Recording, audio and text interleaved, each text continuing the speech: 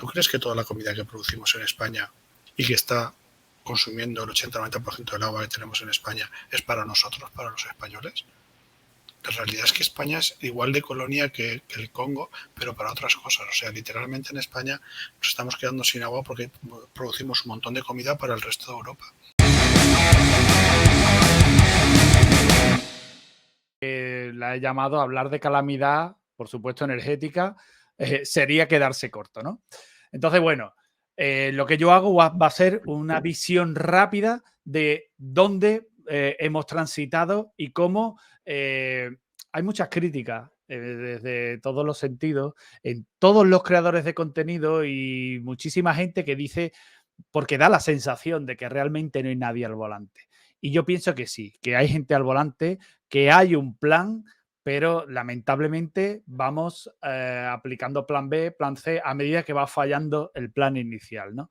Entonces, bueno, yo creo que todo comienza en 2015, lo vimos el otro día en el vídeo contigo, yo te lo comenté, que fue la COP de París. Creo que ahí empieza los gobiernos occidentales, ahí toman en consideración el problema energético que se viene encima y entonces lo que deciden es subvencionar fuertemente la alternativa y según su punto de vista la única alternativa posible pues es la renovable. Se subvenciona fuertemente y bueno, pues a qué hemos llegado, pues a que el sistema, pues como siempre, es prostituido y al final se convierte todo en una carrera por la trinca de subvenciones, como hemos comentado al principio del vídeo. Y bueno, y ya lo que podemos ver en la siguiente diapositiva, pues es lo que hemos comentado antes, ¿no? Que al final las renovables crecen, pero crecen al borde de la subvención, crecen en sitios donde no son necesarios. Yo os puedo decir que he visto proyectos de eólica marina y la eólica marina, mira, si la eólica terrestre ya es difícil de alcanzar la amortización, o sea, si no vas a un sitio donde tengas donde tengas mínimo 2.100, 2.400 horas de viento anuales, ya es muy difícil la amortización.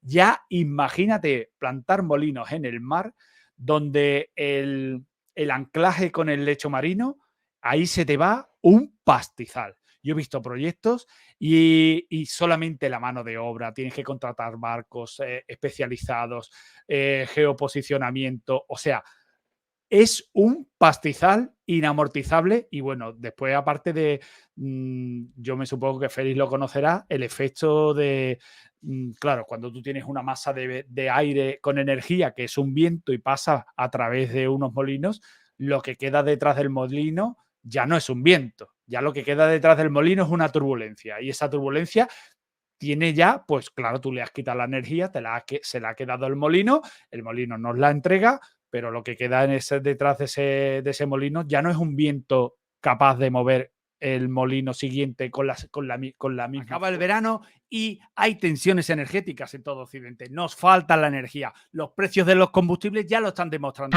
La subvención de los 20 céntimos no va a volver. Nos toca protegernos. Ni Europa ni Occidente tiene el combustible que necesita. Van a intentar influir en nuestros hábitos de consumo, poniéndonos cada vez más difícil el poder acceder a esos combustibles. Y aquí es donde entra soloclimastore.com. Tú vas a tener opción de craquear de forma química tu combustible y el reactor de tu coche, el motor, será capaz de obtener más energía de una misma partida de combustible. Además, también vas a encontrar aditivos para pasar las ITVs, el altar del medioambientalismo. Además, aditivos para reducir los rozamientos, aditivos para limpiar la carbonilla adherida en tu motor y que la combustión sea lo más completa posible y conseguir las máximas prestaciones. Soloclimastore.com, tu tienda de aditivos y cada día la de más gente. Es un despropósito. Y bueno, y he puesto aquí estas 3 diapositivas de Saúl López, de Pedro Riesco y de Lars, ¿no? De Lars, porque los 2 primeros casos pues son gente que está haciendo negocio y está viviendo de este tema, o por lo menos ha vivido.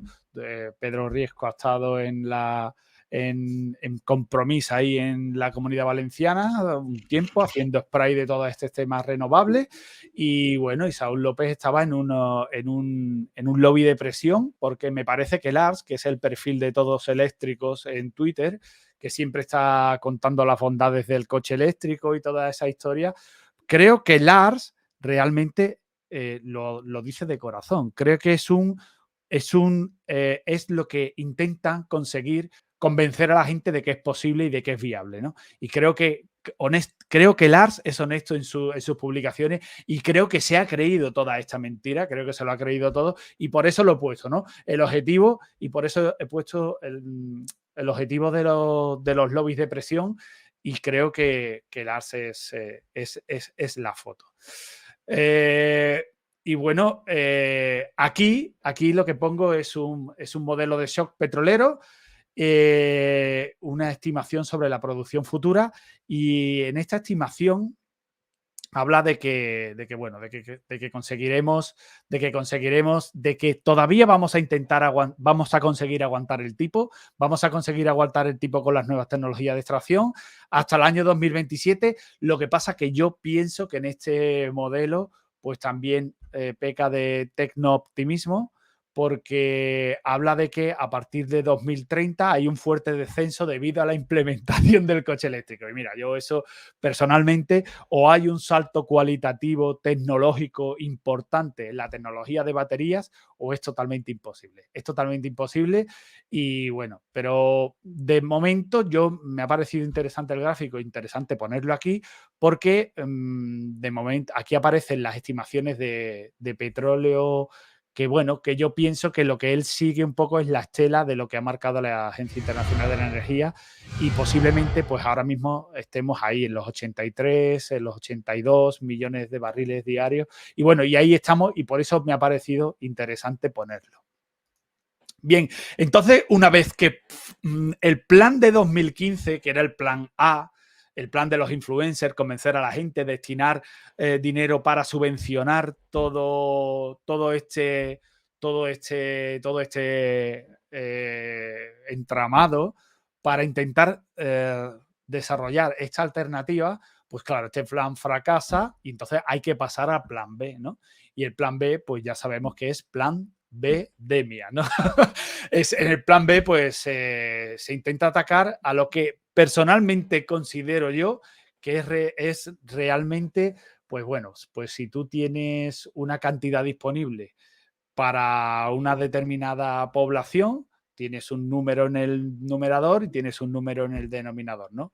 Pues bueno, pues vamos a reducir el denominador, ¿no? A ver si conseguimos así pues alargar el chicle, ¿no? Alargar el chicle. Y entonces, desde mi punto de vista, aquí la batalla se centra en el tema que acertadamente ha comentado Julio al principio, en la en la cantidad de petróleo per cápita disponible. Creo que esa es el caballo de batalla y sobre este caballo, pues es sobre lo que se articulan las diferentes nuevas políticas para constituir este plan B, ¿no? Entonces, bueno, yo aquí lo que he puesto es, he ajustado la demanda contra la producción, he ajustado al año 2008. Esta es la gráfica que vimos contigo, la negra, la que vimos contigo el otro día en el vídeo, y la gráfica de la izquierda es la de Picoil, Barrel, ¿no? De la página web que es mi favorita, donde están mejor las noticias y donde desde luego yo más claro lo veo. Entonces ahí vemos cómo prácticamente desde 2008 hasta el encierro, pues entramos prácticamente en una meseta, tenemos un pico al alza, que es la etapa de Donald Trump, donde le mete caña al tema del fracking, y a la derecha pues vemos la gráfica negra donde vemos en el mismo periodo de tiempo cómo la demanda de energía de 2008 en adelante, pues oye, pues no va casando con la producción, ¿no?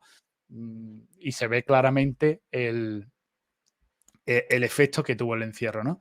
Entonces, bueno, pues todo apunta, y ya estamos en 2023 avanzados, todo apunta a que este plan B, pues tampoco ha dado los resultados que se esperaba.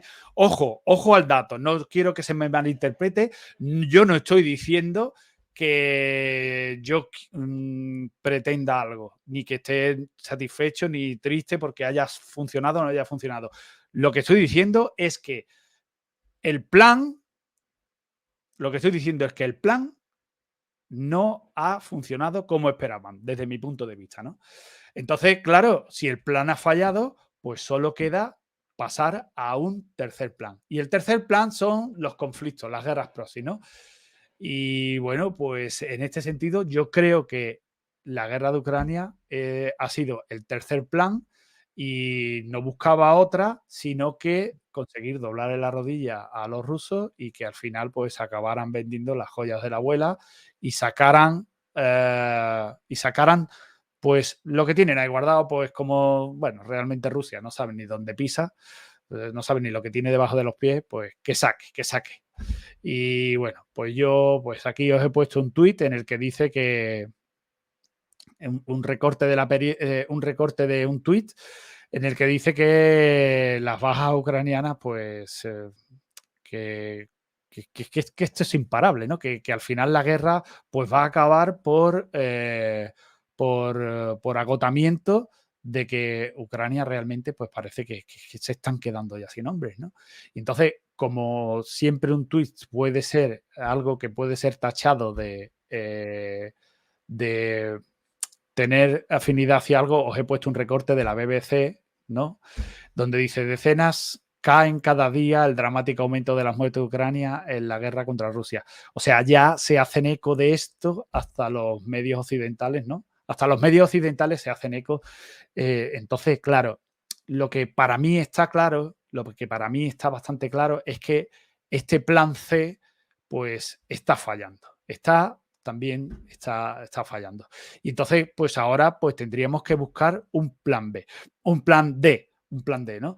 Pero antes de pasar al plan D, que es lo que yo creo, que es lo que tendría que explicar Julio, cuál él cree que pueden ser las opciones, pues yo lo que quiero hablar es de qué es lo que se ha conseguido, cómo hemos evolucionado en el transcurso de esos planes y cómo ha cambiado la cosa, si la cosa ha cambiado a mejor o si la cosa ha cambiado a peor, ¿no?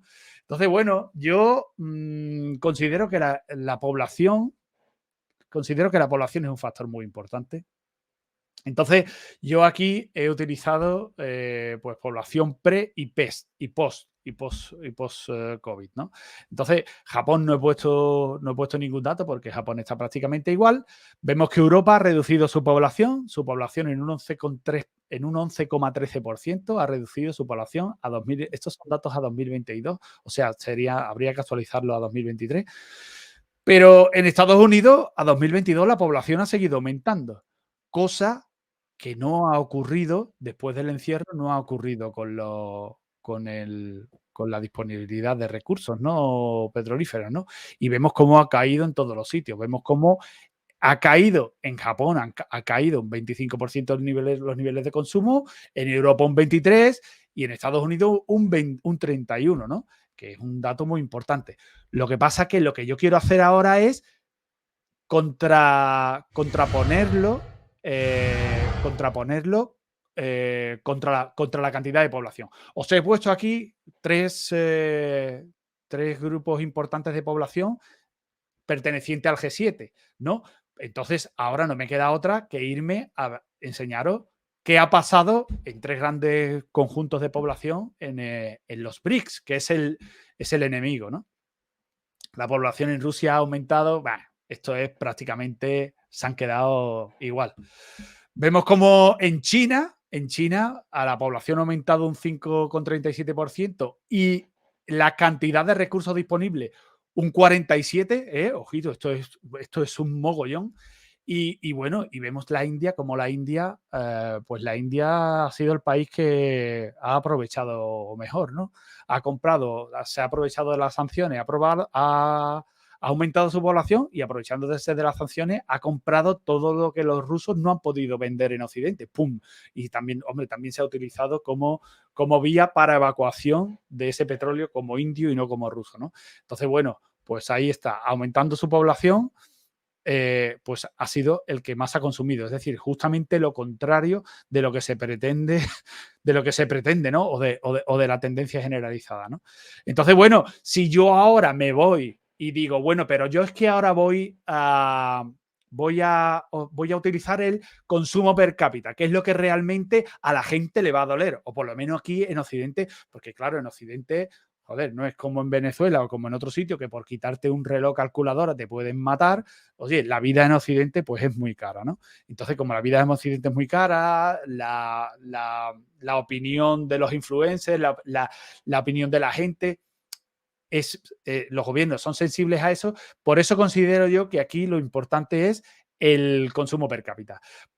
He puesto arriba los 3 BRICS y abajo los 3 G7, y entonces arriba he puesto Rusia con un descenso. Claro, esto pues puede ser pues con las condiciones económicas dentro del país a cuenta de las sanciones. Pues claro, ellos, aunque tengan hidrocarburos, tienen que importar muchas cosas de fuera, y bueno, pues el rublo se ha ido a la mierda, y bueno, pues, pero en realidad no es significativo. Creo que Rusia no es muy significativo. La cantidad de petróleo disponible per cápita en India, aun consumiendo más, han subido una cantidad de consumo inferior a la cantidad que ellos han aumentado en población. Por tanto, en el global sería un descenso del consumo per cápita, de la disponibilidad de petróleo per cápita, del 7,77. Pero fijaros, China, atentos, a China habiendo un 40 y tantos por ciento, no recuerdo, creo que decía un 43, ¿no? Decíamos, ¿cuánto decíamos? China, habíamos dicho un 47% de reducción de como ha aumentado la población. Pues claro, el global es el consumo, la disponibilidad de barriles per cápita, pues hablamos de un 50% menos. Un 50%, que eso tú se lo haces a los europeos y vamos, o a un occidental, y bueno, no te quiero ni contar, ¿no? Y bueno, y aquí abajo pues he puesto a Japón con una disminución del 25% per cápita. He puesto a Europa, que Europa dentro del grupo G7 es el país que más ha hecho los deberes. Estamos en un 14, que aunque se nota bastante, ¿no? Pero compáralo tú con un 35% de los americanos. En América, el American Way of Life, el todo en abundancia y a tope, un coche, no, yo no quiero un 1500, yo quiero un 5000 de motor. Pues bueno, pues eso, pues ahora tú recórtale la disponibilidad de los barriles per cápita en un 35. Pues eso es lo que está pasando en Estados Unidos. Y ojo, tienen elecciones, ¿no? Entonces tienen elecciones muy cerca, y esto es bueno, lo que haga Estados Unidos va a ser lo que nos va a marcar por dónde va a ir, lo que yo creo que nos va a marcar por dónde vamos a ir nosotros. Y yo aquí he puesto 1, 2 y 3 para marcar las 3 opciones que tiene Estados Unidos. En el número 1 te he puesto la opción que es lo que está haciendo Rusia, es decir, produzco y me lo consumo. Eso yo creo que Estados Unidos tiene carrete hasta 2027 para hacer con el petróleo del Pérmico y de Nuevo México. Creo que podría hacerlo. En el punto número 2 te he puesto el caso de la India, que es quitarle petróleo a otros países. Ya sabemos cómo es la forma de actuación de los americanos, de los anglos. O sea, sería ir a otros países de turismo y llevarse petróleo. Y la tercera opción sería hacer la opción, lo que ha hecho la Unión Europea, porque nos guste más o nos guste menos, la Unión Europea ha hecho eso. Yo lo tengo clarísimo. Para mí, yo tengo claro quién lo ha hecho, no voy a decirlo, no creo que sea una cosa tampoco necesaria decirla, pero tengo claro quién lo ha hecho. Y la reducción de población, pues y bueno, pues en este sentido quiero entrar a evaluar si la táctica utilizada por los BRICS, si la táctica utilizada por el G7 para pelear, para plantarle cara a los BRICS, pues ha sido un éxito. Yo siempre había pensado que los BRICS estaban ganando la batalla, pero cuando tú te pones a mirar y comparas de dónde a dónde hemos pasado, utilizando solamente estos 3 países, no podemos entrar en los demás, pues podemos ver cómo los BRICS han pasado del 37% del petróleo mundial, han pasado al 35%, y el G7 ha pasado del 62 al 65% del petróleo mundial, aun teniendo en cuenta las calamidades de reducción, la calamidad que supone la reducción de petróleo, pero controlan más, controlan más. Habrá que ver qué es lo que va a pasar con Argentina en las elecciones próximas que van a tener, habrá que ver con los países que entran a partir de enero en los BRICS, habrá que ver, porque esa ha sido una jugada muy interesante, ¿no? Sobre todo cuando una vez te metes en los datos y te pones a desgranar y te pones a hacer la evaluación, hostia, te das cuenta de que al G7 en realidad no le ha ido tan mal. No le ha ido tan mal. Claro, entonces yo digo, joder, si yo me he dado cuenta de esto, ¿cómo no se van a dar cuenta los países BRICS? Se han dado cuenta y han dicho, vamos a meter. Y entonces meten a Argentina, Irán y a todos los países que han metido, ¿no? Entonces, muy interesante ver hacia dónde van los movimientos de los BRICS contra el G7 en 2024. Bueno, y aquí pues yo te he puesto una gráfica más de esta gráfica no es de global, esta gráfica es de Arabia Saudí, ¿no? Arabia Saudí, aquí vemos cómo en abril del 22 estaba haciendo 11 millones de barriles diarios, en agosto del 23 bajó a los 9 y en octubre baja 1 millón más y se va a los 8 millones de barriles diarios. Se va a ir a los 8 en octubre. Rusia también ha anunciado otros recortes de 300.000 barriles diarios. O sea, esto va a ser un ataque al dólar total. La guerra, las espadas están en todo lo alto. Y bueno, fijaros la situación actual de calamidad que se cierne sobre nosotros, ¿no? Os he puesto aquí una noticia donde la demanda mundial de petróleo alcanzó un nuevo máximo histórico en junio. Bueno, aquí tengo esta gráfica, esta la he sacado de Exposiciones con Jesús en los vídeos. Y vemos la predicción para el tercer Q de 2024. Bueno, la previsión es dantesca. Y lo peor es que, bueno, que aquí podemos ver que los precios empiezan ya a repuntar. Los precios empiezan a repuntar, lo que tiene toda la pinta de que nos vamos a los 100 y con todo el escenario que hemos pintado, pues la cosa pinta bastante mal, ¿no? Aquí os he puesto, pues bueno, que Biden se quiere presentar a la reelección y fijaros los inventarios de Estados Unidos como están. Están fatal, La cosa está fatal, la cosa está posiblemente podríamos hablar de alineación de planetas porque, vamos, se pone peor en el peor momento posible, ¿no? Cuando le vienen las elecciones, ¿no? Y bueno, y como última diapo, pues os he puesto aquí el precio y la presión que ha metido Estados Unidos en el precio. Cada vez que el precio ha despuntado, pues Estados Unidos ha sacado de sus reservas para presionar el barril a la baja. Pero ya vemos cómo aquí no ha habido respuesta. Aquí, a partir de septiembre, pues no hay respuesta. No hay respuesta y vamos a ver qué es lo que pasa. Entonces, la pregunta que yo hago es, ¿cuál es la alternativa? ¿Cuál es la alternativa? ¿Aceptar la derrota en Ucrania? ¿Aceptar la derrota en los diferentes planes que ha habido? ¿Y aceptar un cambio de orden mundial? Yo esta opción no la vislumbro. Yo creo que los anglos todavía tienen mucha tela que cortar. O si quizás hay una bola extra. Y aquí en bola extra es donde yo pues le paso el testigo a Julio y donde me gustaría que Julio me pusiese si realmente tenemos más. Antes de que tú empieces, Julio, me gustaría que Jesús o Félix comentaran algo y bueno, me dijesen si les ha parecido que está bien o en lo que me he podido equivocar. No, yo si quieres, a mí todo lo que has dicho me parece correcto. O sea, las gráficas son muy claras, los datos son muy, muy elocuentes, no hay mucho más opción. La última gráfica que has puesto es clarísima, o sea, es una evidencia clara que la relación que hay entre las reservas que ha sacado Estados Unidos y el precio del petróleo. O sea, como en el momento en el que paran, el efecto droga, o como digo yo, se diluye, ya no hay sacada, ya no hay más barriles en el mercado extras y entonces la presión golpea fuerte. ¿Qué va a ocurrir? Yo pienso, a ver, nos podemos equivocar, claro, pero yo pienso que vamos a ir a los 100. Vamos a ir a los 100 y los 100 van a meter en muchos problemas a los bancos centrales.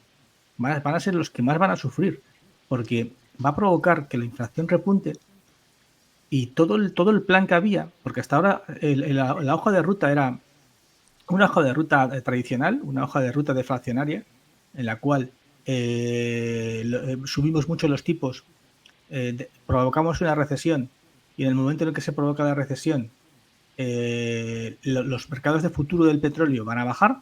En el momento en el que bajen, nosotros bajamos tipos y de esa forma arreglamos el problema de la inflación. Esa es la forma tradicional que siempre han hecho en otras crisis.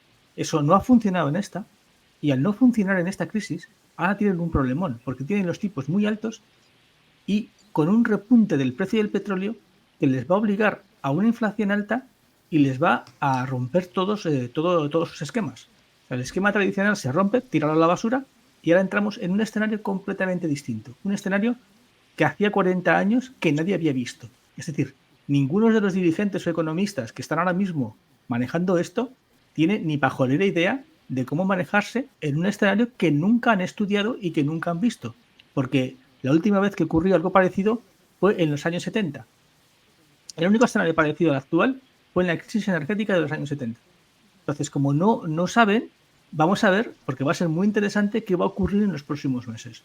Con un precio del petróleo repuntando a los 100, una segunda ola inflacionaria que nos lleve a la Unión Europea al 6% o el 7% de inflación, y los bancos centrales sin saber qué hacer. Sin saber qué hacer. Así quieres que continúe, Julio. No, me gustaría que interviniese Félix. Y antes de que hable Félix, te quiero comentar una cosa. Yo me gustaría que me hablases también, cuando hagas tu comentario, sobre cuánta cancha le queda a los americanos para seguir inundando con petróleo. Porque en el Pérmico y en Nuevo México yo creo que todavía les queda. Adelante, Félix, dime. La verdad es que tengo ganas de escuchar a Julio, por ahí, que no ha hablado mucho, pero sí quería intervenir. Creo que los datos que has dado sobre la población y cómo han crecido desde el coronavirus ahora, yo creo que no son correctos. No sé si puedes poner la diapositiva, porque en China en 2022 han bajado 1 millón de personas. 1 millón de personas menos. O sea, de hecho, esto que se preveía para 2035, eso de que la población ha aumentado en 5,37, creo que no es correcto, porque ha pasado todo lo contrario. O sea, China se esperaba que parase de crecer en los años 30 y, sin embargo, en 2023 ya tiene 1 millón de personas menos. Para que nos hagamos una idea, durante todo el coronavirus en todo el planeta murieron 2 millones de personas. Es decir, es una burrada la cantidad de gente que hay menos en China, y de hecho ya están preocupados los chinos y están haciendo políticas de fomentar la natalidad, porque se dan cuenta de que si van a empezar a perder ahora a este ritmo, van a tener problemas para mantener su economía. La población de Rusia creo que también se mantiene estable. Por eso la población de Rusia está bajando, creo que no ha subido, pero no he encontrado tampoco mucha información así rápido. India indudablemente está subiendo su población. India sí que todavía no ha llegado a su pico y va de cabeza, y Europa también para abajo desde hace ya tiempo. Pero lo de China es súper interesante e importante, porque se ha acelerado como 10 años las predicciones que se hacían sobre la población de China. O sea que ya, y además creo que ya se ha producido el sorpaso de población. Creo que India ya es el país más poblado del mundo. India sí que va hacia arriba como un cohete y no sabemos todavía cuándo parará. Sobre lo de Estados Unidos hizo una cosa que fue el fracking, que son unos pozos que no es petróleo, es un gas que luego se puede convertir en algunos ciertos tipos de combustible, pero no en todos. Por ejemplo, no se puede hacer gas, no se puede hacer diésel con el fracking, pero sí se puede hacer parecidos a la gasolina. Y estos petróleos tienen una vida útil de 5 o 6 años y luego empiezan a perder muy rápido, a diferencia de un pozo normal de petróleo que tiene muchísimas décadas de funcionamiento y tal. No tengo ni idea yo no soy quien para decir cuántas reservas tiene Estados Unidos. Hay una cosa que se llama la Agencia Internacional de la Energía, que se supone que tiene que decir la verdad, y que dice que ellos predicen que en todo el planeta cada vez va a haber menos petróleo en las próximas décadas, pero eso es lo que dicen ellos.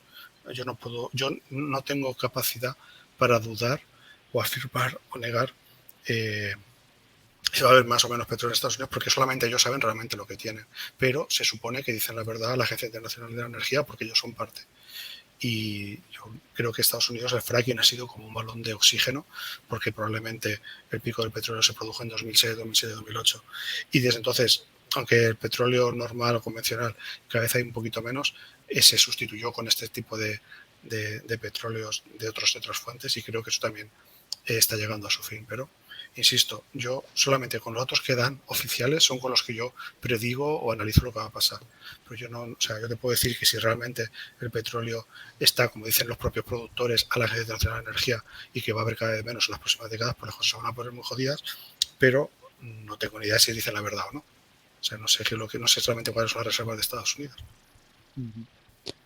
Muy bien, bueno, pues Julio, es tu turno. Vale. Yo sobre el petróleo, lo que estaba diciendo, yo igual he estado mirando en la Agencia Internacional de Energía. A mí no me cuadran muchos de los datos que he visto, sobre todo porque el precio del petróleo a niveles reales ha estado bajando desde en los últimos 20-25 años. Ha bajado el precio del petróleo a nivel real. Si descontamos la inflación de los precios del petróleo, el petróleo nos cuesta menos que hace 25 años. La diferencia es que nuestro nivel de vida en Europa se ha mantenido muy estable y en el resto del mundo ha aumentado. Para un indio o un chino que tenía que llenar su depósito hace 20 años, el precio del barril de petróleo ha bajado. A él le cuesta mucho menos el combustible. Le cuesta menos porque el salario que tenía en el año 2000 comparado con el salario que tiene hoy, que prácticamente se ha multiplicado por 3, llenar le cuesta menos. Para él no ha dejado de bajar la gasolina desde el año 2000. Para nosotros no. Entonces, con este aumento de demanda sostenida que ha habido, que no haya aumentado el precio del petróleo a nivel real durante los últimos 20 años, a mí me sorprende. Entonces, no sé hasta qué punto estarían esos datos. Los datos que proporciona, que como decía Félix, si son, que tiene la obligación de decir la verdad. Yo no tengo tan claro que lo estoy haciendo. Y sobre las reservas de petróleo, una cosa que es importante es saber que la guerra se mueve con petróleo. La guerra se mueve con diésel. Y si no hay, y una de las razones que creo que se están implementando por parte de ciertos países para mantener las reservas de petróleo bajas en todos los países es para detener un inicio de guerra global. Si no hay petróleo en las reservas estratégicas para una guerra, hay dos tipos de reservas. Las iniciales están para un mes y las secundarias están para otro mes. No da para más si no tienes reservas de petróleo. Entonces esa podría ser una razón secundaria, quizás no lo sé. Tendría que verlo más detenidamente. Pero yo quiero decir una cosa, y es que a mí me ha gustado lo que tú has dicho al principio, pero lo que tú decías al principio, estabas hablando de petróleo equivalente. Por lo tanto, ahí están metiendo todos los tipos de energía. Sí. En la gráfica, además la he colgado en el canal de Telegram, y es transformar toda la energía que consume una persona a kilogramos de petróleo equivalente. No es petróleo en sí. Claro, y es que a mí me ha parecido interesante porque en Europa, vamos a hablar por ejemplo del caso de España, vamos a ver, nosotros vamos a pasar calamidades evidentemente como todos los países, pero yo no creo que España, yo pensaba que se estaban haciendo las cosas como el culo, pero no pienso que se están haciendo realmente tan mal. Se podrían hacer mejor, pero no tengo la sensación de que se estén haciendo muy, muy, muy, muy mal. Es una percepción. No lo sé, a veces depende, hay días que me levanto y pienso que sí, o otros que no. Yo no te puedo decir, no lo sé. Claro, por eso te digo lo de la disponibilidad. Es decir, la gente aquí en España, claro, España es un vergel energético. Aquí tenemos muchísimo sol, tenemos muchas renovables, ¿no? No en dispositivos, sino en posibilidades de futuro, ¿no? Y la gente se pone las placas, la gente se hace las cosas, tío. Entonces, no sé, creo que estamos reduciendo, se está haciendo reducción de población, se están haciendo muchas cosas y creo que medio en medio vamos haciendo los deberes. Yo creo que en Sí. España podemos escapar. Yo siempre digo que España es pueblo elegido por Dios, siempre escapamos. Ya veremos. Bueno, pues os pongo esto y no quiero que me sigáis en este viaje. Bueno, venga, Que pues Sí, Vale. por supuesto. Lo primero que vamos a hacer es viajar a Roma para ver de lo que siempre hablamos, la trampa de Tucídides. Y lo que siempre habláis, bueno, siempre... ahora mismo Estados Unidos, el nuevo imperio, constantemente está haciendo lo mismo. Cartago de lenda es. Eso es lo que decía Catón el Viejo. Significa Cartago debe ser destruida. Porque era quien dominaba el Mediterráneo e impedía el comercio. ¿Por qué es importante dominar las rutas comerciales? Porque los gobiernos, para tener más libertad de acción, más capacidad para solventar problemas, necesitan recursos. Y esos recursos, si los domina otro, no los dominas tú, no tienes capacidad para solucionar problemas. Además, para solucionar problemas necesitas capacidades. Y sucedió y tuvieron 3 guerras púnicas.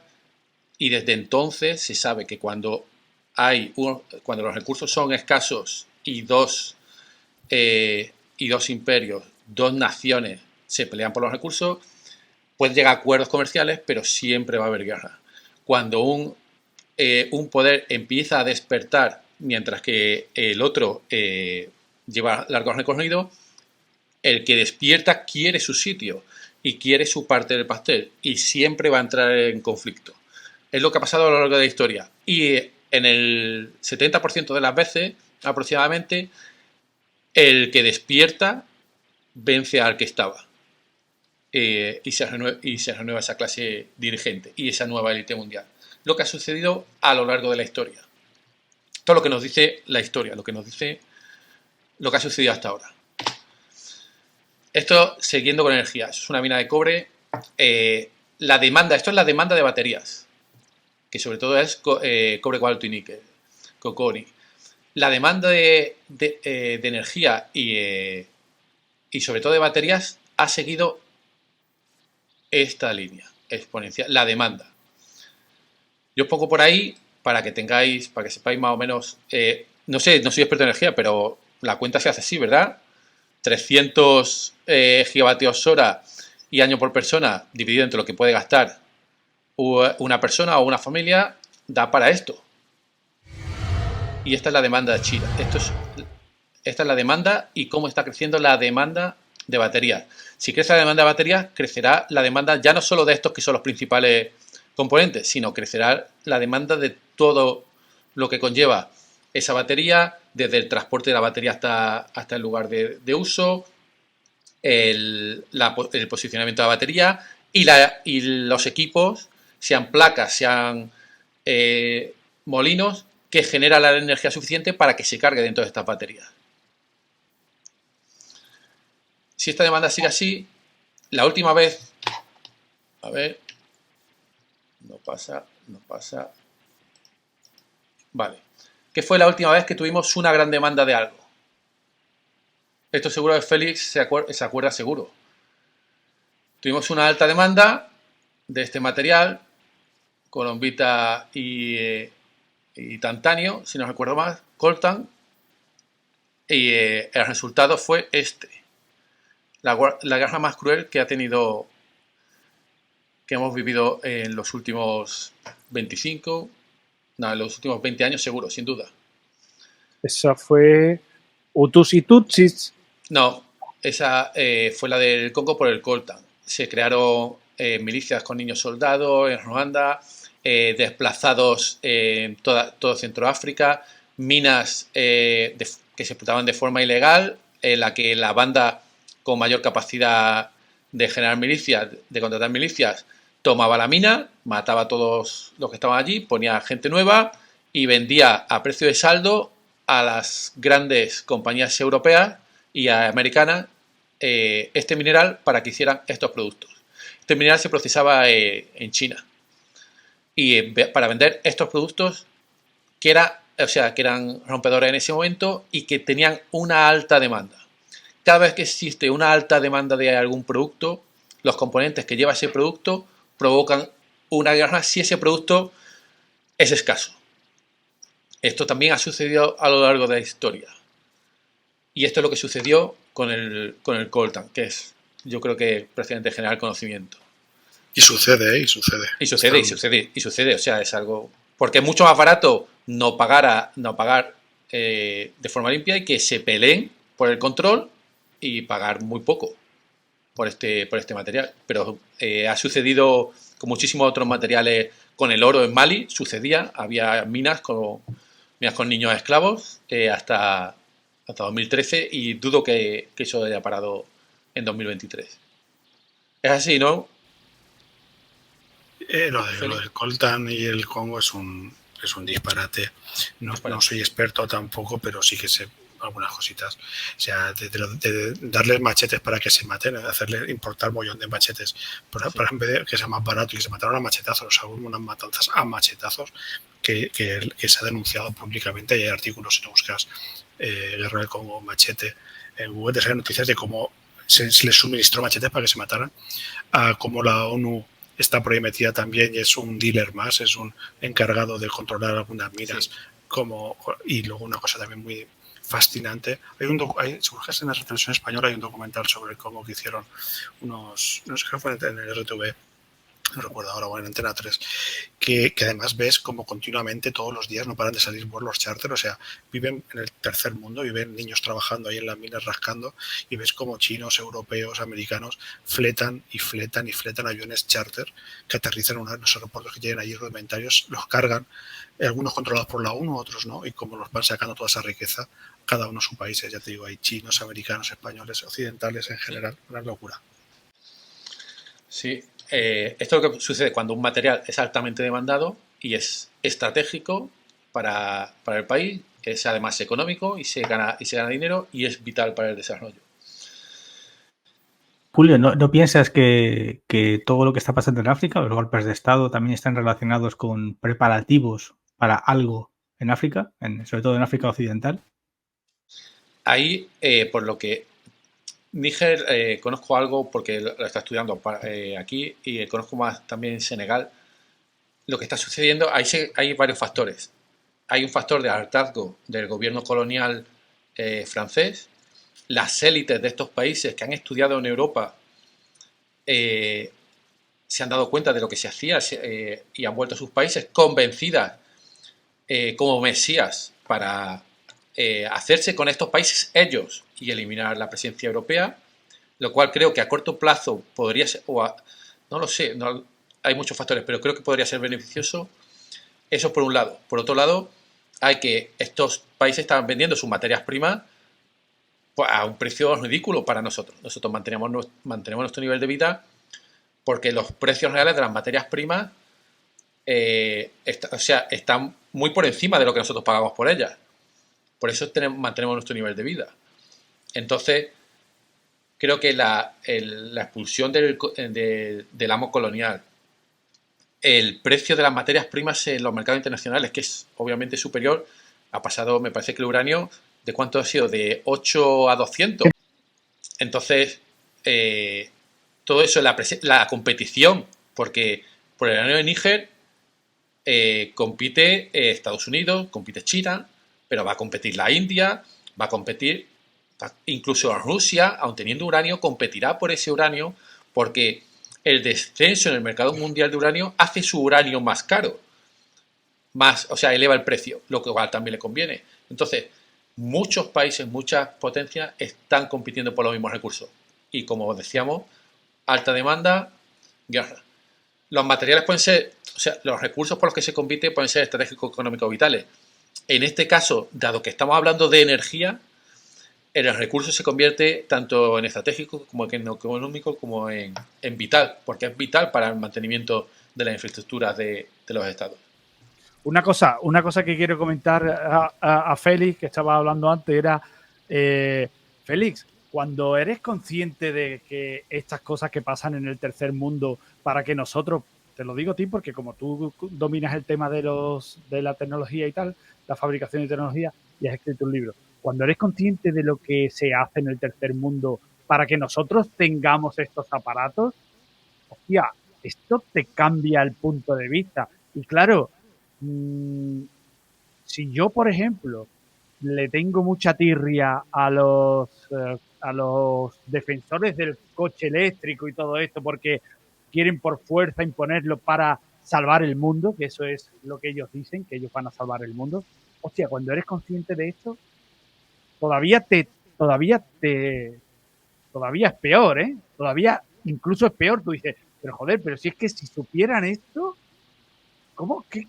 ¿Pero qué dicen? La tecnología tiene un coste para el planeta brutal, pero todo, la comida también y todo, o sea, la tecnología, yo siempre digo que por desgracia todo lo que hacemos, lo hacemos a lo bestia y sin ningún tipo. El problema es que el problema de base es pensar que el planeta es infinito y que todo y que vivimos una vida muy, muy buena en Occidente, pero porque estamos destruyendo el resto del planeta. Pero es que no solamente en Occidente. O sea, yo siempre pongo el ejemplo cuando me hablan del tercer, segundo y primer mundo, ¿no? Pongo el ejemplo de España.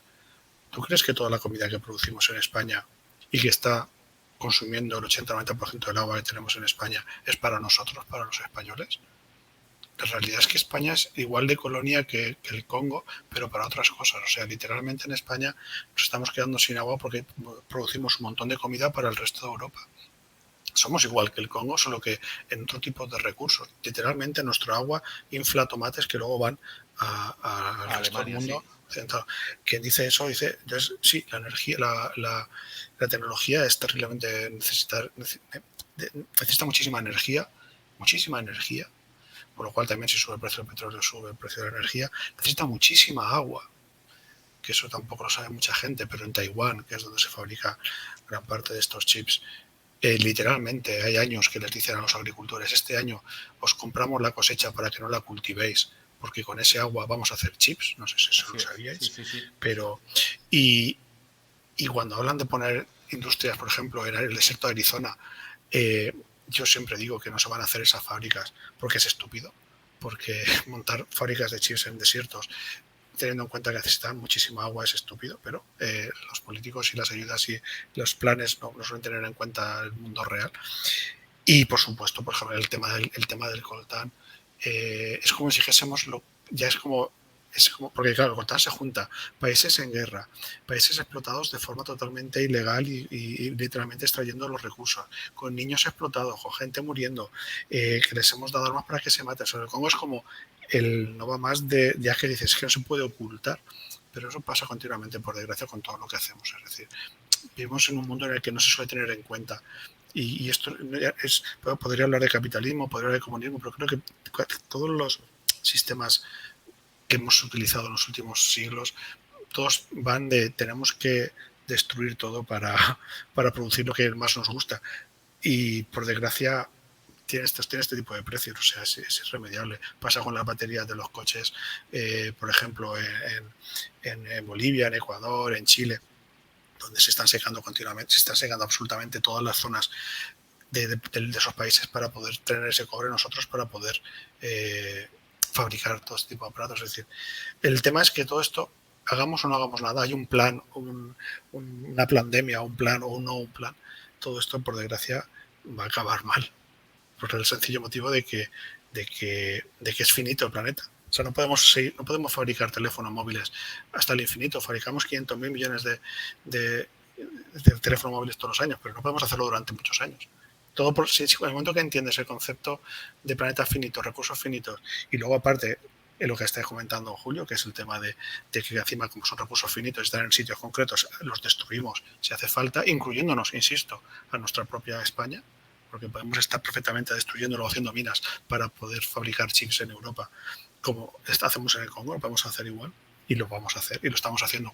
Por eso he puesto el ejemplo de por ejemplo, cultivar aguacates en Almería o en Andalucía, que literalmente están vaciando todo el agua que hay para consumir. Hay sitios donde no tienen agua en Andalucía y tú que vives por ahí pues lo estarás viendo. A la vez que hay un montón de huertas que vacían todos los pozos. O sea, este tipo de forma de ver el mundo sin tener en cuenta los recursos que hay acaban generando guerras, destrucción, sed. Decía un chico en el foro que sea lo siguiente cuando no haya petróleo, que que nos expoliarán en el chat de tu directo, y decía que va a ser el agua. Y yo, por supuesto que va a ser el agua, lo próximo que vamos a tener. Sí. O sea, es que si no se diseña el mundo, y no se ha diseñado en los últimos, nunca realmente, pero en las últimas décadas, que tenemos la capacidad de poder llegar a cualquier sitio, destruir cualquier cosa, si no medimos o calculamos lo que consumimos, es irremediable que cualquier cosa que hagamos acabe generando países como el Congo.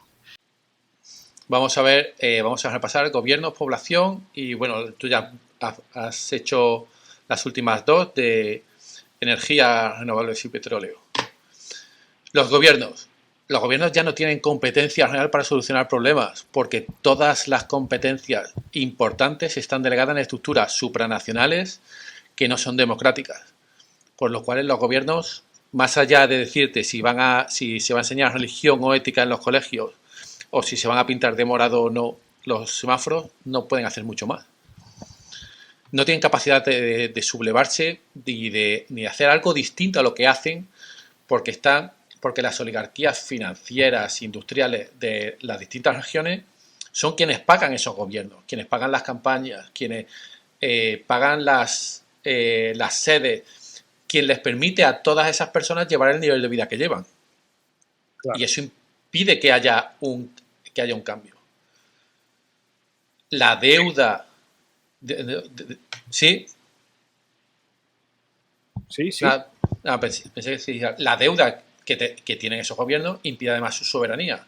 Porque en el momento que algún gobierno intentara algo distinto, esa deuda simplemente, no sé, ya creo que lo sabemos todos, los funcionarios cobran mes a mes con emisiones de deuda.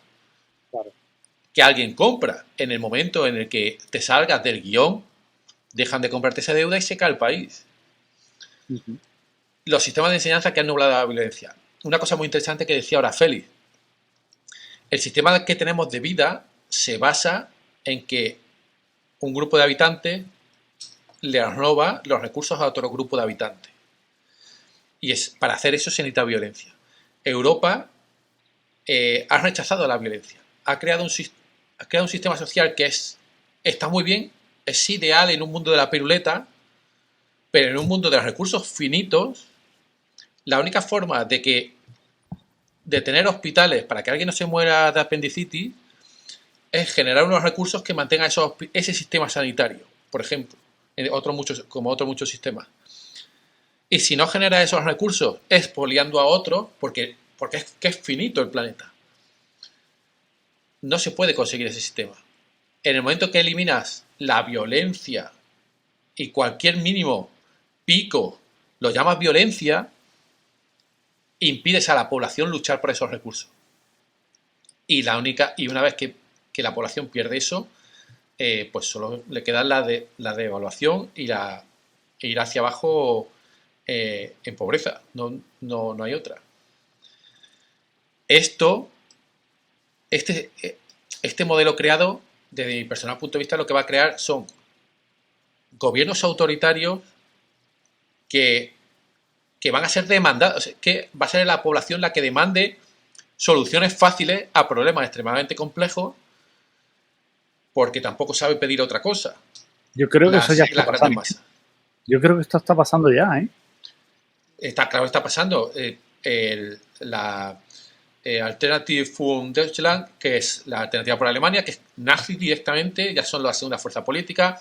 En España, nuestro presidente y el que venga no va a hacer nada distinto, ya controla el poder judicial y el poder legislativo y controlan todos los poderes, y va a seguir, y en Francia y en todos los países, porque para mantener el poder, que es lo que pretende cualquiera que lo alcanza, va a necesitar mayor autoritarismo, porque el nivel de vida ya no es sostenible, el nivel de vida que tenemos los europeos, y lo vamos a llevar mal. Cuando te acostumbras a ser rico, bajar tu nivel de vida es extremadamente duro. Es verdad. Aquí en Europa nos creemos que somos ricos.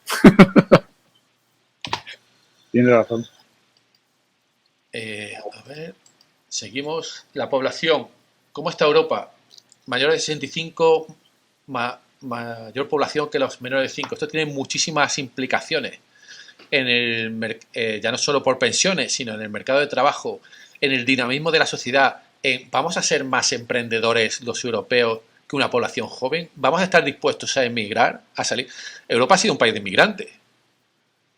Europa ha tenido emigraciones masivas al resto del orbe durante muchos años. América la poblamos nosotros. Ahora, no es descartable que eso vuelva a suceder, pero una sociedad envejecida lo va a hacer. O las raíces que crea la van a vincular al terruño. La población sigue en Asia y América, se está estabilizando, y en África sigue disparada. Las previsiones, que actualmente somos 8.000 millones, las previsiones es que se llegue a unos 9.000 y que a partir de ese momento se estanque y que empiece a declinar. Vaya. Para establecerse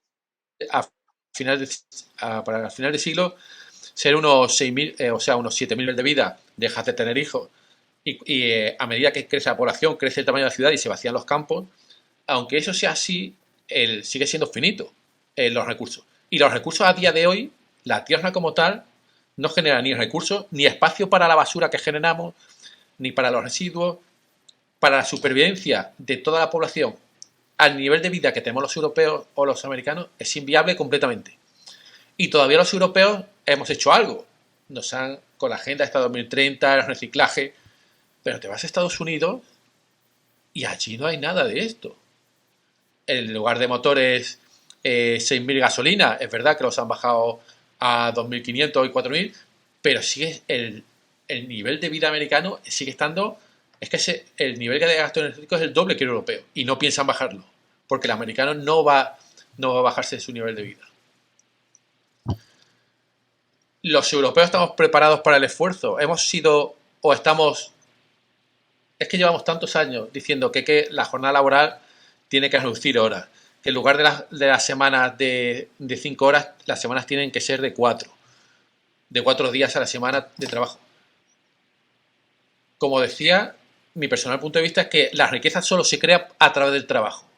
Sea trabajo intelectual o sea trabajo físico, pero solo se crea a través del trabajo. Y si trabajas menos, indefectiblemente vas a crear menos riqueza.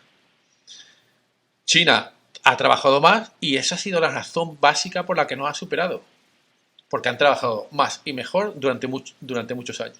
Mientras que nosotros trabajábamos cada vez menos y solicitábamos más supuestos derechos. Esto es lo que has repasado tú y esto es lo que necesitaríamos para luchar por los recursos escasos. Necesitaríamos dinero. El dinero ya no es posible, el euro ya no es posible estirarlo más. Estamos en niveles de deuda que, no sé, dependiendo de la línea que siga, pues puede ser insostenible, puede ser medianamente sostenible, pero lo que estamos de acuerdo todos es que son niveles de deuda altísimos, que conllevan a que el pago de intereses y la carga de esa deuda te impida generar recursos con los que pagar grandes ejércitos o comprar grandes sistemas de armas o invertir en tecnología. No tienes dinero. Decía Napoleón que se necesitan 3 cosas para la guerra: dinero, dinero, dinero. Hombres. Necesitas hombres para ir a la guerra. Y aquí sí digo hombres, si no digo personas, digo hombres. ¿Tenemos hombres dispuestos a ir a la guerra? No. Las últimas encuestas que se hacen en toda la Unión Europea con preguntas sencillas y claras: ¿estarías dispuesto a dar la vida por tu país en caso de una invasión extranjera? Directamente el 50% dice que no. Directamente. El 50% de la población dice que no, directamente. De unirte al ejército, ¿te estarías dispuesto a dar la vida? Eso es aproximadamente entre un 5 y un 10% dependiendo del país. Entonces, no disponemos, porque no hemos creado esa cultura. No es como en Estados Unidos, que directamente hay voluntarios que no han necesitado ser reclutados como mercenarios. Voluntarios en Estados Unidos que se han ido a Ucrania a luchar, porque tienen una cultura que permite eso. En Europa no existe esa cultura. Y Europa necesita armas, pero no estas armas. Necesita las armas que se están desarrollando en la actual guerra de Ucrania. Necesita alta tecnología, necesita drones eficaces. Es que incluso está desarrollando drones por encima de nuestra capacidad Irán, Turquía. Es que nos hemos quedado, no nos hemos, como te he dicho muchas veces, Elías, no nos hemos enterado todavía que somos pobres. Que somos pobres. Y cualquier día, nuestro papá nos va a decir, mira, que a partir de este sábado ya no te doy la paga. Y en ese momento te vas a dar cuenta que eres pobre. Cuando tu padre lleva tirando de tarjeta 20 años para que no te des cuenta. Pero cualquier día te va a pasar. Y tendremos que ir a por estos recursos. En algún momento tendremos que ir si queremos mantener nuestro nivel de vida. O queremos ser pobres directamente, que no pasa nada. Queremos ser como alguien que vivió en la España de los años 60. O de los años 50. Podemos volver a eso y ser felices porque la felicidad no depende directamente de los bienes materiales que tienen. Pero tenemos que ser consecuentes con estas decisiones. Y para mantener nuestro sistema de vida, como te he dicho, Elías, alguna vez, hay que ir a morir y a matar. Y es lamentable. Y yo no estoy diciendo que esto sea bueno, ni malo, ni intento darle categoría moral de ningún tipo, porque no me meto en eso. Nunca digo lo que se debería hacer. Yo estoy hablando de la realidad. La realidad es que de ser consecuentes con las decisiones que tomemos y porque implican que si queremos mantener nuestro nivel de vida, en algún momento habrá que hacer eso. Y lo que preveo es que si no, lo que va a haber de Europa va a ser una escapada. Y cuando ahora se ríen los argentinos, los chilenos, los colombianos se ríen de nosotros, cuando decimos que sería un buen sitio para escapar, se ríen de nosotros los argentinos. Aquí con lo que está cayendo, con la inflación, pero es que los europeos todavía no nos hemos dado cuenta que somos pobres. Y cuando nos demos cuenta, pues sucederá. Y a Estados Unidos seguro que va a emigrar muchísima gente. Lo tengo clarísimo. Sobre todo aquellos que tengan trabajos, o sea, que puedan desarrollar trabajo bien remunerado. Y nada más. No quería deciros nada más.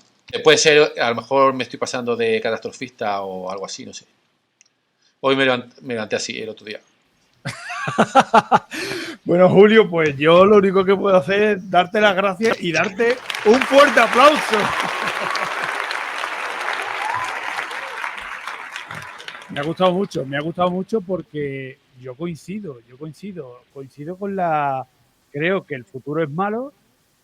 Por un lado, creo que estoy de acuerdo contigo cuando dices, es que la gente, yo creo que en España y en Europa la gente está dispuesta a vivir con menos, pero a lo que yo creo que no está dispuesta es a vivir con menos prestaciones.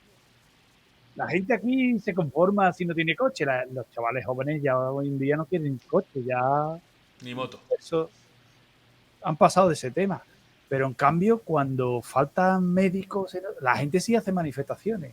Quieren médicos, quieren pruebas, quieren que la seguridad social funcione bien, y claro, realmente todo está yendo hacia menos. Todo va a menos. Pero en algún momento, pues. Ya te he dicho muchas veces, los derechos son entelequias y que un derecho existe si solo si tienes capacidad para sostenerlo y para mantener ese derecho. Si a ti te dicen que tienes derecho a la cantidad de derechos que nos hemos inventado y que hemos ido añadiendo a nuestra plétora de derechos sociales y demás, pues en algún momento dejarán de existir, ya no serán derechos porque no puedes sostenerlo. Y de repente la sociedad pues será mayor, será adulta, dejaremos de ser adolescentes y es lo que toca. Es lo que toca, pero ¿tú crees que con la que se está liando por un piquito? Que cuando has dicho lo de un pico, yo digo, lo está diciendo con segundo por el pico de Rubiales. Digo, con la que se está liando por un pico, ¿tú crees que la sociedad española es madura? ¿Tú crees que yo después de haberte escuchado, yo pienso, tiene que llegar un momento en el que este punto de idiotez toque su máxima expresión? Yo creo que podemos estar ya en eso. Yo creo que podemos estar ya. No, en eso podemos estar el 10% de la población, todavía no ha llegado. Cuando te pongo el ejemplo de España, cuando nos arrebatan Filipinas y Cuba.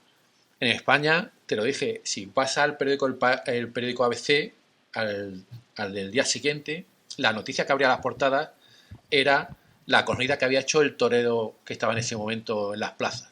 En las ventas se había cortado 2 orejas. Bueno, esa era la noticia. No era que habíamos perdido Cuba y Filipinas. Eso no era noticia. La noticia era España, hasta que no entra en la guerra civil y se da la gran hostia y sale de la guerra civil, no se despierta. Los que sobreviven a la guerra civil, al desastre que fue, viven una vida en la que saben lo que tienen, saben cómo deben hacerse las cosas y crean esta prosperidad para nosotros. Los gobernantes actuales de toda Europa no han vivido eso. Como decíamos el otro día, los que crean la Unión Europea con las normas básicas de no se puede superar un déficit del 3% estructural, hay que tener superávit, la deuda pública no puede pasar del 60%. Esos que crean esas normas tan estrictas eran personas que habían vivido la posguerra en Europa. Pero los políticos que tenemos actualmente, su visión es que el mundo es un mundo feliz para siempre y hasta que no despiertas, hasta que no te caes, hasta que no te des el golpe y no vas a despertar de que no vives en un mundo feliz para siempre. Entonces, que esto no va a ser inmediato. Alemania está bajando su producción industrial a un ritmo brutal. Sí. Cuando suba su nivel de desempleo y se den cuenta los alemanes que son pobres, porque Alemania tiene una renta per cápita que es casi un 60% superior a la española. Cuando se den cuenta de que son pobres también, el partido nazi subirá mucho más.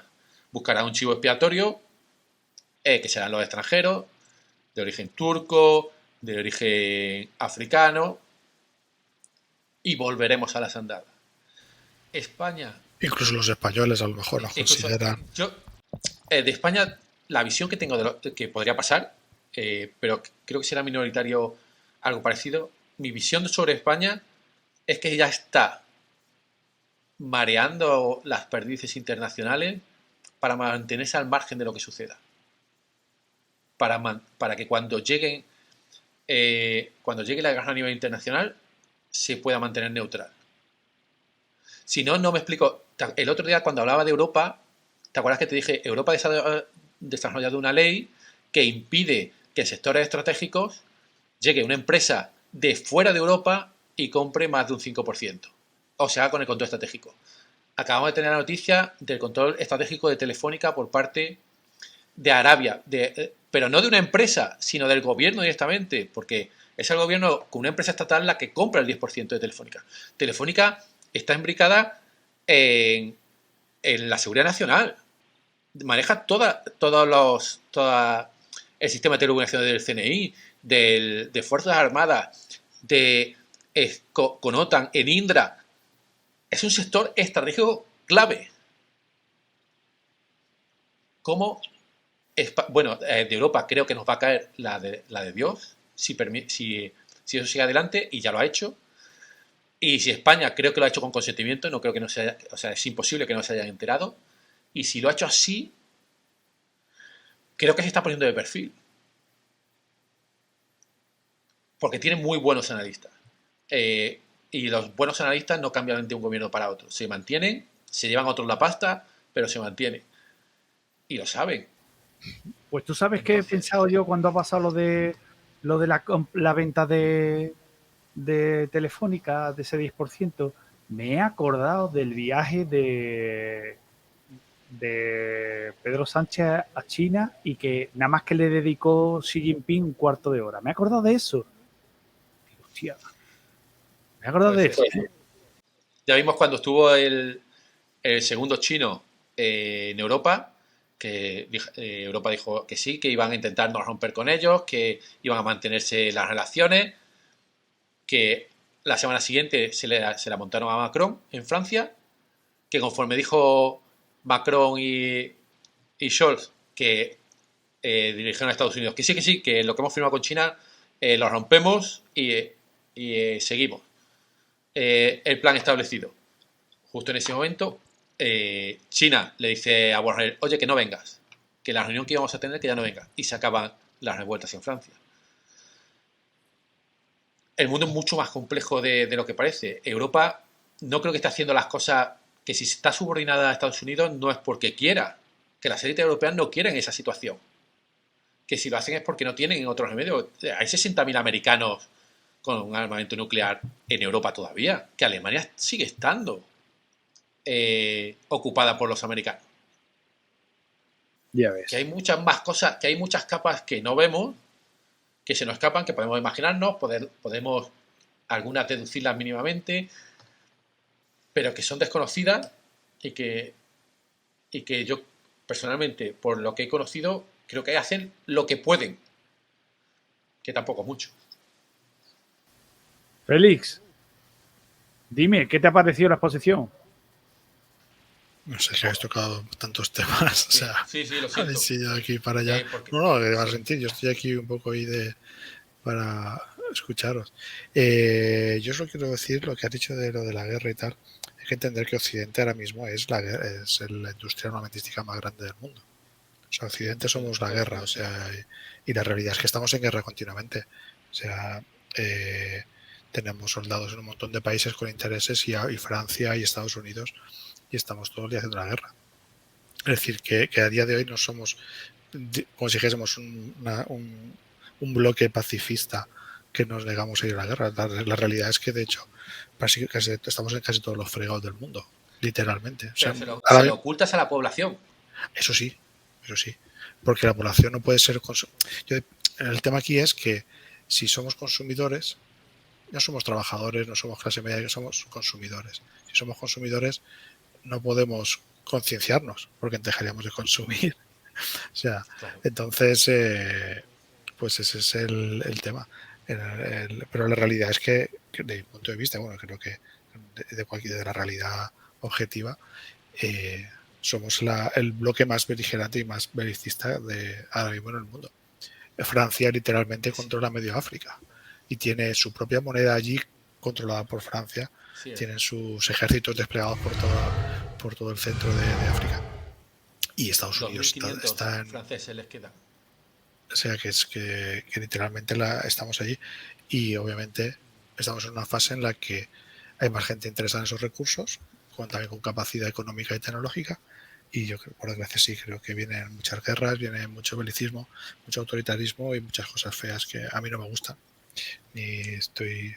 Y lo veo bastante inevitable, pero también a lo mejor soy un poco aguafiestas, un poco cenizo, y la realidad es que no todo va a ir flower power y el mundo se va a solucionar solo. Y gracias a la política flower power.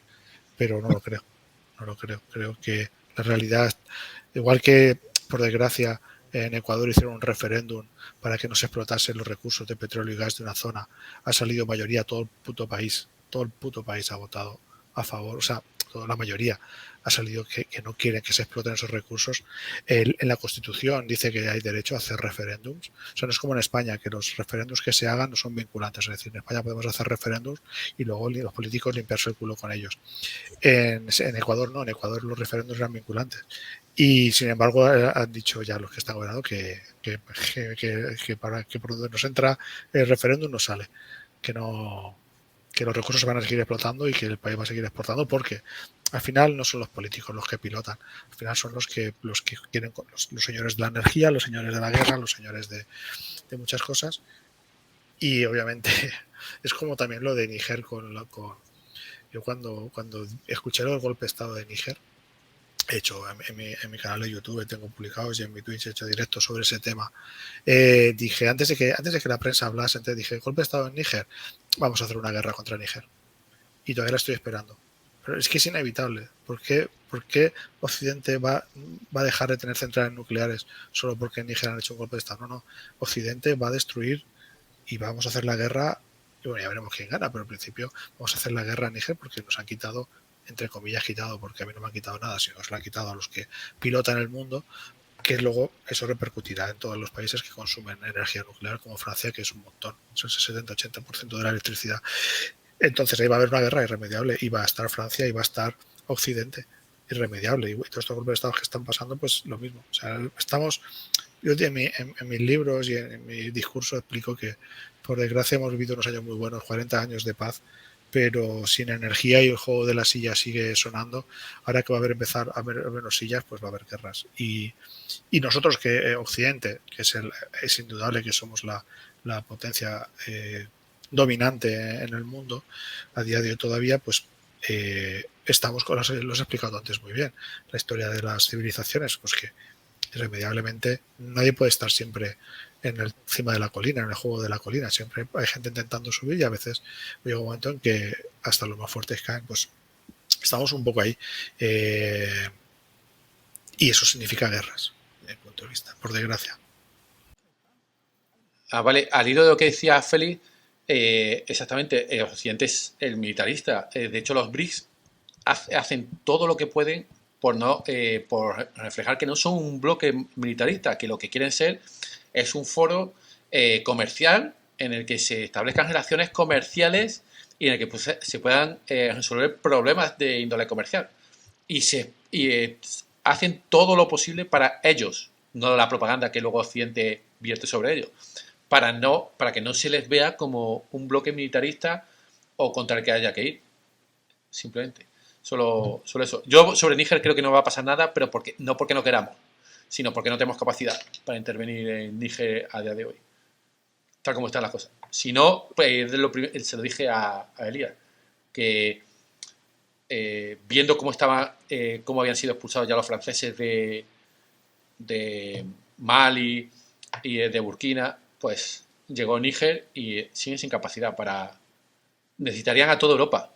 Sí, necesitan a España para los transportes tácticos. Creo que ayer o antes de ayer, Chad invitó a los franceses a salir.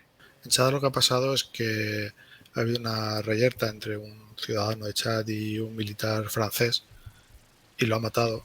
Yo no voy a defender a ninguno ni a otro. Creo que el ciudadano de Chad intentó, pero bueno, el caso es que cuando un soldado que no está en su país, o está en tu país, y mata a alguien, pues eso genera que la gente se levante, y entonces lo que han dicho es que les han invitado a irse por eso, porque no quieren que se conviertan más revueltas en ese país. Inevitablemente todos estos países controlados por Francia van a pasar por un periodo de este tipo, de ver quién gana en ese país el juego de la silla, si Occidente o los nuevos púgiles. Y eso es lo que está pasando, lo que tiene miedo. De hecho, hay muchos países, varios países de África que están destituyendo a sus militares, a sus generales, por miedo a que se le levanten en un momento dado, y están poniendo a gente joven. No sé si habéis leído esa información, pero hay varios países que están desesperadamente, están ya paranoicos, literalmente sus dirigentes paranoicos, porque no saben qué general se les va a levantar y les va a arrebatar el poder a estos políticos. Senegal, el presidente de Senegal. Sí. Senegal ha dicho que se vaya porque si no este verano le hubiesen dado un golpe de Estado. Así es. Y esa es la realidad, la nueva realidad. Hay el juego de la montaña, hay gente, el de la colina, hay uno que está arriba, y ahora pues está la cosa diferente, ¿no? Ese poder que ha tenido siempre Occidente sobre África, lo están viendo ya los propios africanos, o muchos países de África, como que esa bota ya solamente es como sugestionada. Es como cuando un elefante le atas una pata de pequeño y luego cree que está atado, aunque le sueltes de donde estaba atado y no se va. Hay muchos países de África que se sienten ya un poco así, y muchos militares y gente con poder allí, porque gente con poder, yo digo, yo no estoy eligiendo ninguno de los dos bandos, a mí realmente es que me la bufa completamente ambos bandos. No me gusta que la gente sufra, los ciudadanos, pero me la bufa. Hay gente poderosa también allí que también quiere su poder y quiere su riqueza, porque las cosas como son. O sea, gran parte de la riqueza de África, ya lo decía Borrell, África es nuestra. Se reparte entre los ricos occidentales, y hay gente en esos países que a lo mejor también quieren controlar eso, con la excusa de ayudar a la población. Y eso es un poco, de mi punto de vista, en la partida que se está jugando. Está aflojándose la bota occidental sobre ellos, y los nuevos púgiles y el nuevo juego de la silla, pues la música empieza a sonar de nuevo, y veremos qué pasa con con todos esos países. Porque digo, es que hay muchísimos países en el centro de África que están controlados a niveles que ahora se está sabiendo, que la gente normal se está sabiendo, pero que hasta el punto de que está la moneda es francesa, la imprimen en Francia. O sea, hay países donde la moneda es o sea, que controla la moneda y controla la deuda, controla los países. Y hay países que su moneda no es nacional, que es moneda de empresa en los campos elíseos. O sea, es una locura. Sí, lo vimos aquí cuando hablamos de Níger. Pues Elías, yo y Félix, ya me he quedado con la copla que tienes canal, ya le echaré un vistazo. Y Elías, muchísimas gracias por darme esta oportunidad de decir mis cosas, mis paranoias y salgo disparado. Pues muchísimas gracias por estar aquí los dos. Yo creo que es el momento de poner el punto final porque llevamos 2 horas y pico y yo hace ya un rato que digo, joder, yo no quiero tampoco agotar a la gente. Félix, muchas gracias por estar aquí y bueno, Jesús ya salió, puso aquí en el chat privado que lo requería el jefe. Así que bueno, Félix, ha sido un placer y además yo tampoco sabía que tenías canal de YouTube. Sí, soy pequeñito, o sea, comparado contigo y tus números, que son una locura. Tengo apenas, llevo meses luchando por llegar a los 3.000 seguidores en YouTube, y tengo mi blog y mi Twitter, que también, bueno, Twitter sí que tengo un poquito más de movimiento y más tracción, pero vamos, yo soy bastante significante en redes sociales comparado con, por ejemplo, tú, que eres un monstruo ya de la comunicación. Entonces, bueno, pues estáis todos invitados, ahí tenéis mi Twitter y mi web, y ahí supongo, creo recordar que están los accesos ahí, y echarles un vistazo, ¿no? También es verdad que tampoco son muy profesionales, es decir, no me estoy dedicando a esto profesionalmente, en plan hacerlos muy bien y dedicarle mucho tiempo, pero bueno, ahí comparto cositas, sois bienvenidos. Pues voy a poner los enlaces en la descripción y ya verás cómo vamos a hacer más cosas juntos, seguro, estoy seguro. En fin, bueno, pues me vais a permitir porque voy a poner punto y final en esta transmisión. Gracias por estar aquí con nosotros, gracias a todos por estar ahí viendo el programa y nada, chicos, gracias por estar ahí y nos vemos en el próximo directo. Muchas gracias a todos. Un abrazo.